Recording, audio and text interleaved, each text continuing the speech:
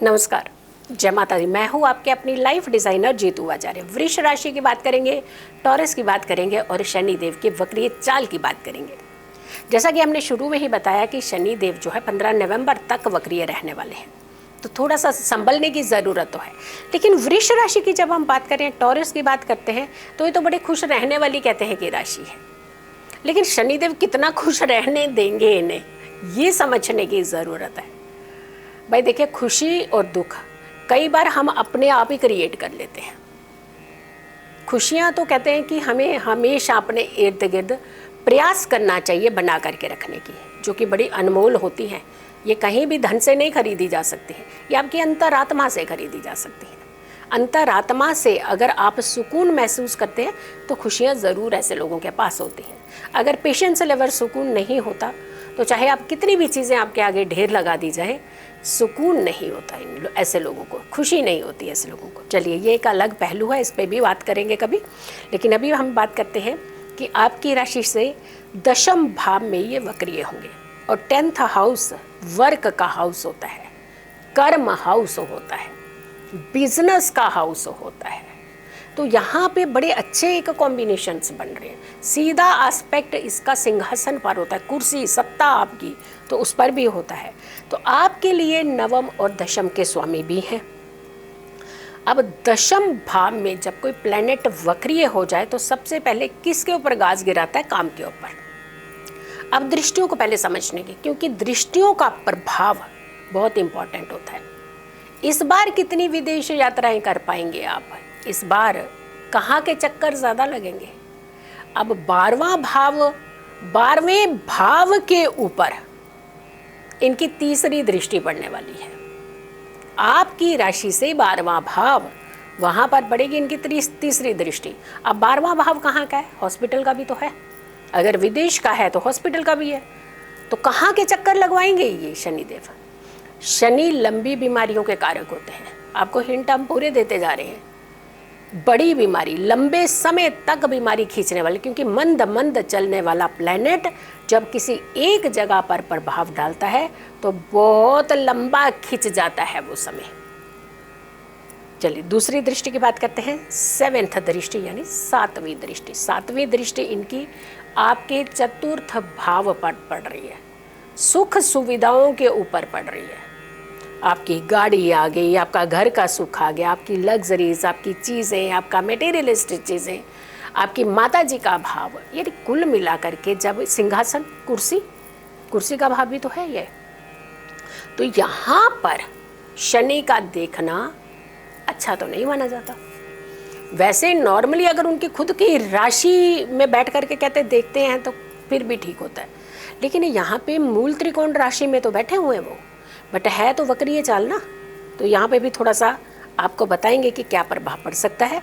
तीसरी दृष्टि इनकी 10वीं दृष्टि होती है, और ये दृष्टि आपके सप्तम भाव पर, यानी पति पत्नी।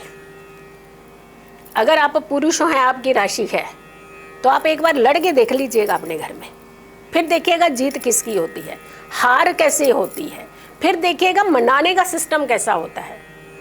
भाई आफत ले लेंगे, मैं आपको बता रही हूँ। वृष राशि वालों, अगर पुरुष हैं तो बीवियों से बिल्कुल मत लड़िएगा, और अगर बीवियां हैं तो पंगा मत लीजिए। आपकी बार जो आपकी पुरुषों की तो रोजी रोटी छीनेगी, लेकिन आपके तो इनकम का सोर्स छीन जाएगा।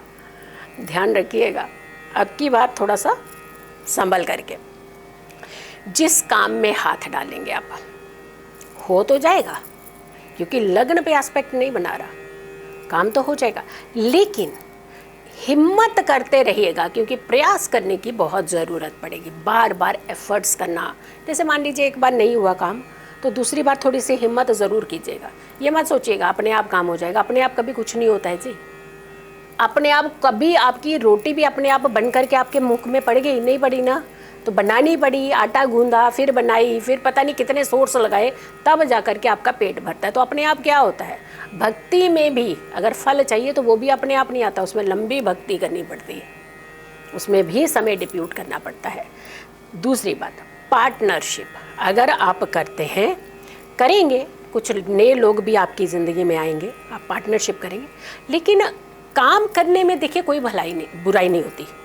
काम करने में अटेंटिव रह करके काम करते हैं तो ये समझदारी होती है। इसीलिए कोई भी आपको जो उपाय दिए जा रहे हैं वो डराने के नहीं है, समझाने के है। अब आपके ऊपर निर्भर करता है इसको डर करके ले रहे हैं या समझ करके ले रहे हैं। हम कहेंगे समझ करके लीजिए। कोई प्लैनेट नहीं डराता है, आगाह करता है, अलर्ट करता है आपको। विदेश से बहुत अच्छे सोर्सेज बन सकते हैं, लेकिन थोड़ी थोड़ी सी देरी हो सकती है। जैसे आप मान लीजिए आपने प्लान कर लिया, तो अब प्लान आपको लगेगा हाय ये तो काम हुआ ही नहीं, हाय कैसे होगा ये काम, हो जाएगा। थोड़ा धैर्य रखिएगा, अगेन आप थोड़ा सा एफर्ट्स कीजिएगा, काम आपका बन जाएगा। खर्च थोड़े से बढ़ सकते हैं आपके इस पीरियड के दौरान, लेकिन घबराना नहीं है। हमने आपको एक ही चीज़ कहते हैं, हमेशा हम अपनी हर राशि में यही कहते हैं कि घबराने की ज़रूरत नहीं है। शनिदेव वक्री मेरे लिए भी तो हुए होंगे, हर किसी के लिए वक्री होंगे। अन्याय करने वालों के ऊपर गाज गिरती है, याद रखिएगा। अन्याय जब हद से बढ़ जाता है तो शनिदेव अपना फिर वार घुमाते हैं। इसीलिए अन्याय नहीं, आप न्याय प्रिय होकर के काम कीजिए ना, देखिएगा आपको कितना फल देते हैं।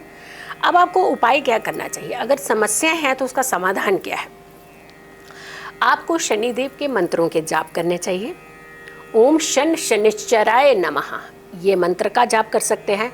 ओम प्रांग प्रिंग प्रों स शनिश्चराय नमः, इस मंत्र का भी जाप कर सकते हैं। या फिर कुछ भी नहीं कर सकते तो ओम नमः शिवाय माला जाप कर लीजिए। कुछ ना कुछ आपको अच्छी पॉजिटिव एनर्जी हर शनिवार को क्रिएट करनी चाहिए। कुछ काली चीज़ों का डोनेट अगर आप कर सके बहुत उत्तम रहेगा, ये भी उपाय आप कर सकते हैं। लेकिन न्याय प्रिय होकर के काम कीजिए, ये सबसे बड़ा उपाय है आपके लिए। तो आपने इस वीडियो को भी बहुत सारे लोगों को ज़रूर शेयर कीजिए। आपके नियर एंड डियर जितने भी हैं, आपके जितने भी फैमिली मेम्बर्स हैं जो शनिदेव से बहुत ज़्यादा डरने लग गए हैं, तो डरिएगा मत, इस वीडियो को शेयर कर दीजिए ताकि और लोग भी इस वीडियो को देखें और ये छोटी छोटी रेमेडीज़ अवेयर होकर के रेमेडीज़ को कर सकें। सो हमारी अगली राशि होगी मिथुन यानी जेमिनी। तो अगली राशि का करें इंतज़ार। तब तक के लिए इस राशि में इतना ही। नमस्कार।